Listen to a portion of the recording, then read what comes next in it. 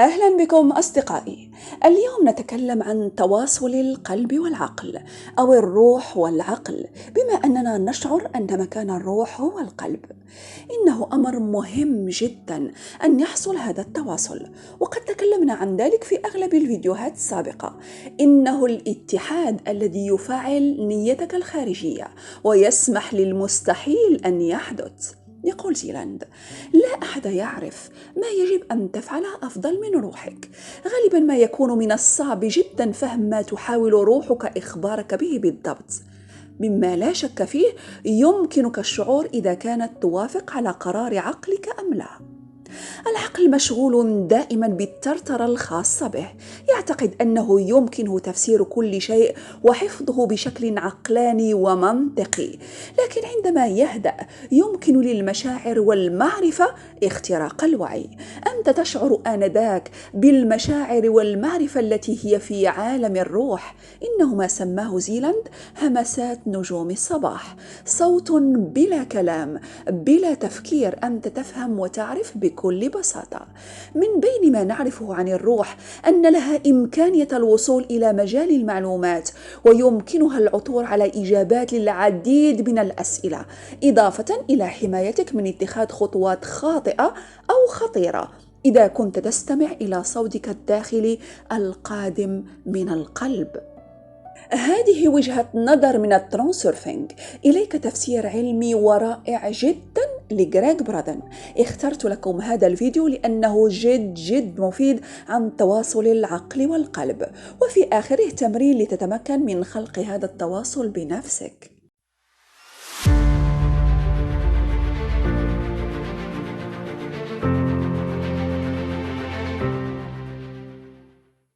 My name is Greg Braden, and I'd like to welcome you to this very special presentation of Missing Links, the deep truth of our origin, history, destiny, and fate.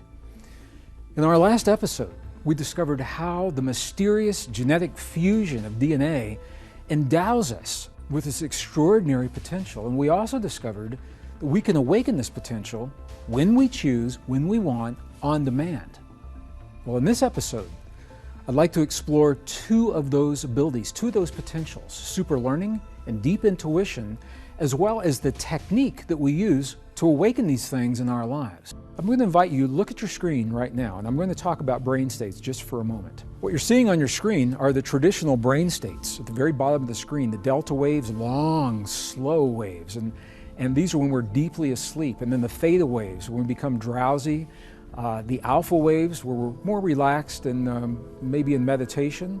The beta waves, this is where maybe you are right now when we're busily engaged in daily activities. This used to be the end of the brain states, but there is another brain state that scientists are working with now, and it is above the beta wave. It is called gamma. This is the gamma state, and look at how much faster and how much more compressed these brain waves are. Well, interestingly, these are the brain waves that the Tibetan monks were creating in their bodies intentionally on demand to accomplish the amazing feats of healing, of awareness, of intuition. They're able to regulate their body functions, their body temperatures, their immune response, their anti-aging hormones, all on demand when they choose. And this is where they find their power, by realizing this potential.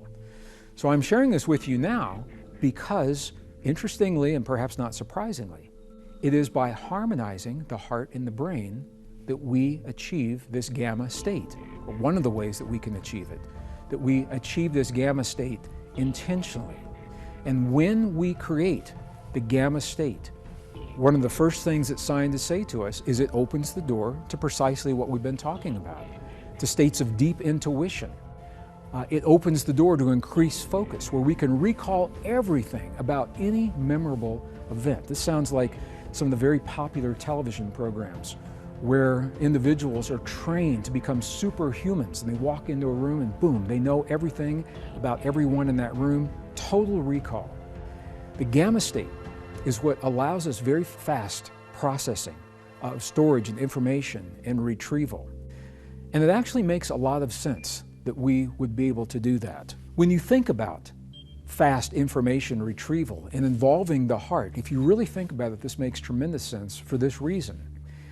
When we process information solely in the brain, when you ask your brain a question, the answers generally are a little slower. As I mentioned before, in the heart, they're boom, almost instantaneously. Often when we ask our heart a question, it answers before we finish asking the question. And the reason makes a lot of sense. It's because the brain, before it gives us the answer, goes through all of the loops of the logic, the fears, the issues that have come up in the past, the issues of self-doubt, the issues of self-esteem, all of those things, those are the logic loops the brain goes through, the filters, before it gives us an answer. Heart doesn't do that. Heart, you ask a heart a question, boom, it gives you the answer. Part of my heritage is Native American, is Cherokee. And in the Cherokee tradition, as well as in some others in the Midwest of the United States, our indigenous ancestors knew of this power of the heart, and they actually gave it a name. This is one of the things, there is no English translation specifically for this name. There is no single English word that means precisely what the native words mean. So we have to create English words around it. Like prana, when we say the word prana, that is a Sanskrit word, there is no English word that means prana.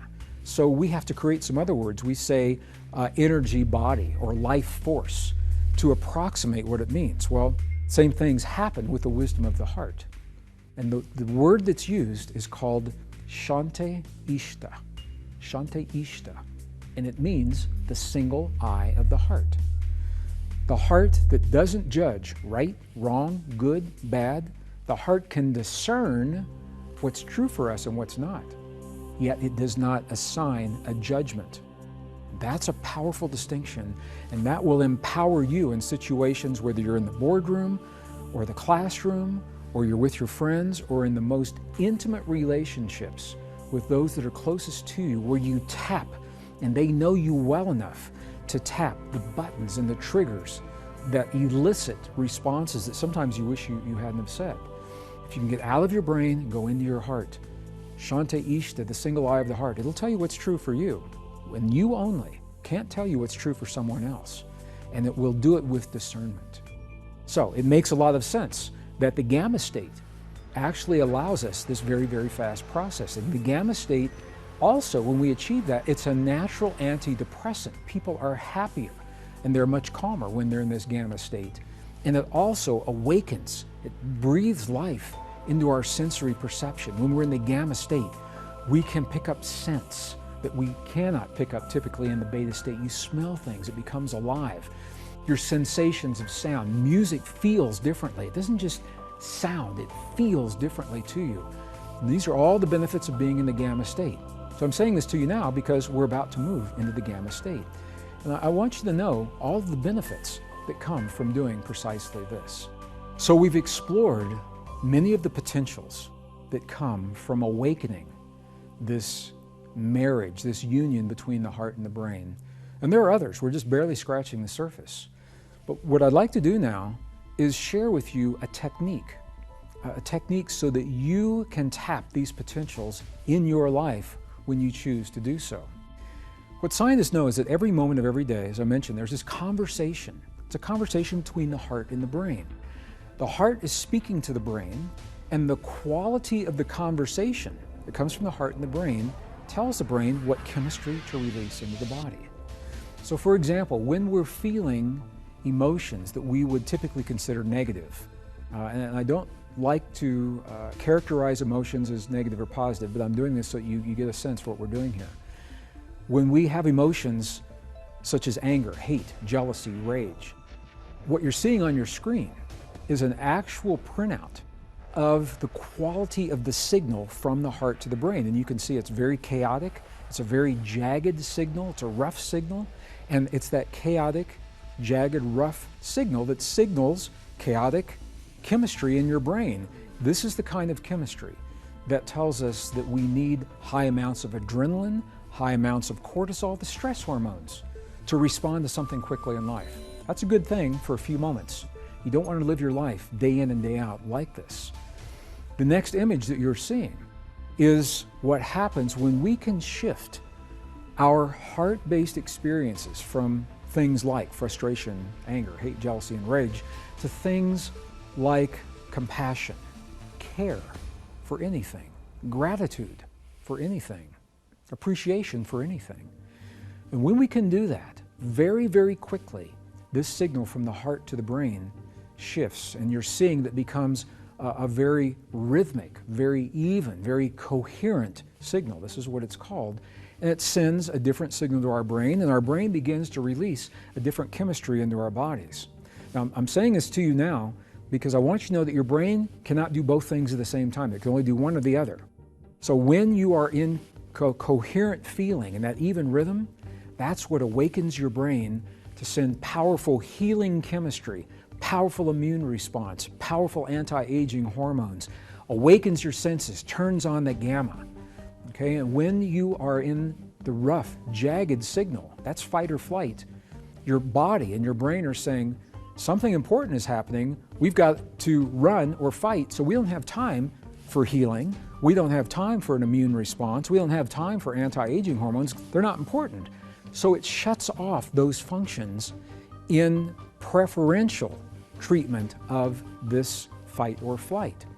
So for this reason, you can see why fight or flight is good momentarily, don't want long term. We can shift these brain states very, very quickly. And what I'd like to do now is I'm going to share a technique with you to help to do this. We can measure this conversation between the heart and the brain electrically, and it is a very low frequency. So this isn't an esoteric essence of a prana or aura. This is an electrical and a magnetic frequency, and the electrical part is a very, very low frequency. It is 0.1 hertz. It's not even 1, 0.1 hertz. This is such a low frequency, you can't even hear this. It is right on the threshold between feeling and hearing. It's a frequency that whales use to communicate in the oceans. So it's a very universal frequency. It's also a frequency that military submarines use to communicate in the oceans, which is why it's a problem for the whales when they use it. And it is the optimal signal to harmonize your heart and your brain. So what this means is if you can create a feeling in your heart of 0.1 hertz, then that feeling is going to harmonize your heart and your brain. Now, in indigenous traditions that I've been with, they have techniques to do this. The Institute of Heart Math that I mentioned in the last episode, they have refined these techniques in the laboratory into very, very simple steps that make them accessible in our everyday environment, whether we're in an urban environment, whether we're in a military environment, a first responder environment. This technique is being used in all these environments that I'm mentioning now, in family and marriage and family counseling environments, in cardiac environments to help deal with blood pressure and cardiac events that are happening within our bodies.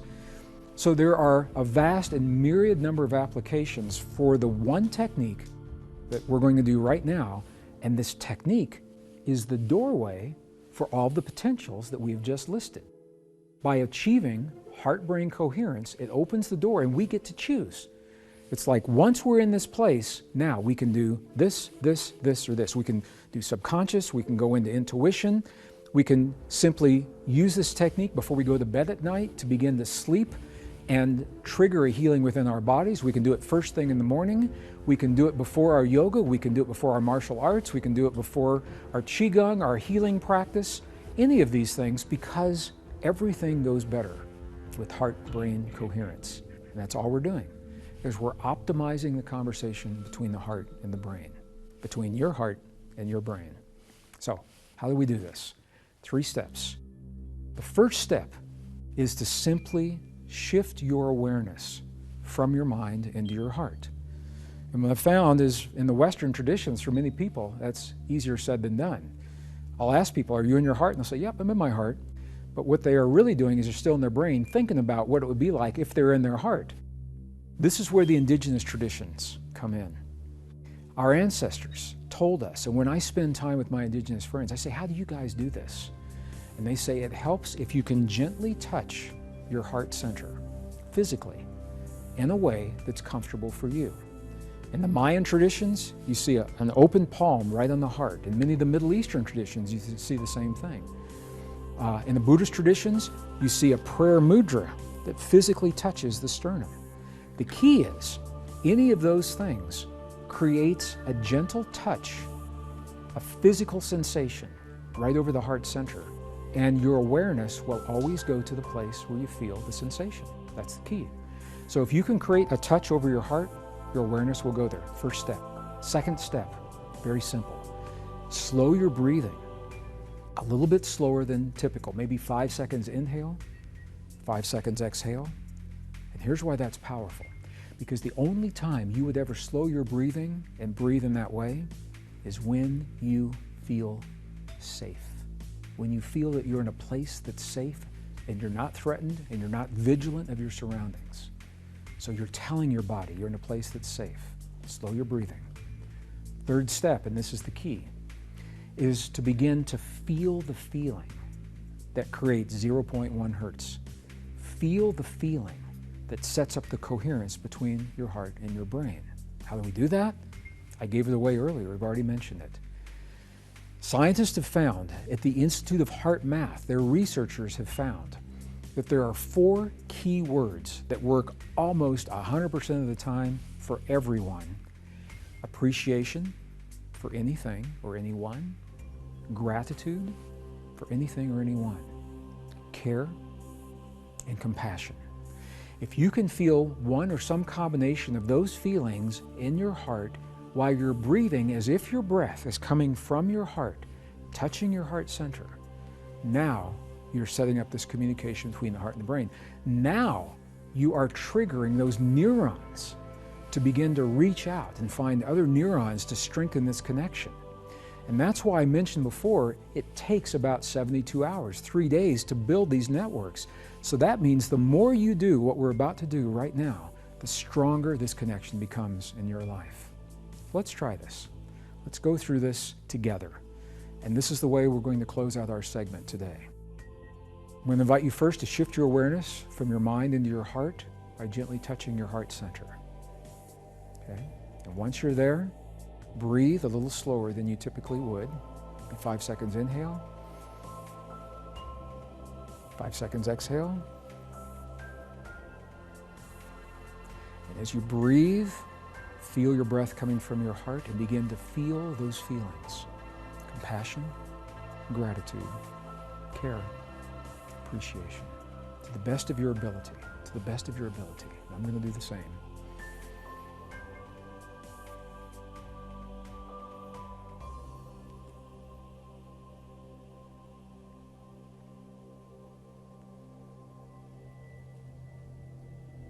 Okay. And what researchers have found is that typically 3 minutes, only 3 minutes of doing what we have just done will set into motion a cascade of events within your body, biochemical events that will last as long as 6 hours. The immune response, the SIGA response, first line immune in the white blood cells of your mouth, they are reflecting this effect for up to 6 hours after you actually create the experience. So I mentioned that we can do this any time of day. You can do it before you sleep at night, first thing when you wake up in the morning. This technique, as simple as it seems, is the powerful key to awaken the greatest potential in your life.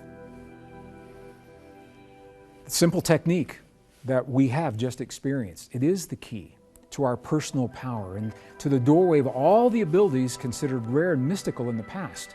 We don't have to go to a monastery halfway around the world to learn them. In our next episode, we're going to discover how this very technique is also the key to trigger the self-healing within your body that leads to an extended lifespan well beyond what's traditionally accepted today. كانت كانت هذه إذن طريقة جريج برادن لإحداث التواصل بين عقلك وروحك. نختم بقول زيلاند: تذكر أن العقل محبوس في إطار من الصور النمطية الخاطئة، سيقنع قلبك أنه يعرف ما يحتاجه بشكل أفضل، وأن تلك الأهداف الرفيعة ليست لك، وأن تكون فقط مثل الجميع. سيبحث عن المادة بينما يبحث قلبك عن الهدف نفسه. يفرض العقل حظراً على الهدف بسبب عدم وجود الوسيلة، وكل ما يمكن للقلب فعله هو التراجع عن نفسه ونسيان الأمر. بذلك تكون قد شاهدت للتو جنازة حلمك الشخصي. لا يستطيع العقل أن يفهم كيف يجعل الحلم حقيقة، وبالتالي لن يترك الحلم في طبقة عالمك، لأنه بقدر ما يتعلق الأمر بالعقل يجب أن يكون كل شيء في الحياة منطقي وواضح. كل ما عليك فعله هو الموافقة على ذلك التواصل، لأنهما معا عقلك وقلبك قادران على كل شيء، لأن اتحاد القلب والعقل ينتج قوة سحرية، قوة النية الخارجية. كل ما عليك هو السماح، وسوف تهتم قوتك العظيمة تلك بمسألة كيف.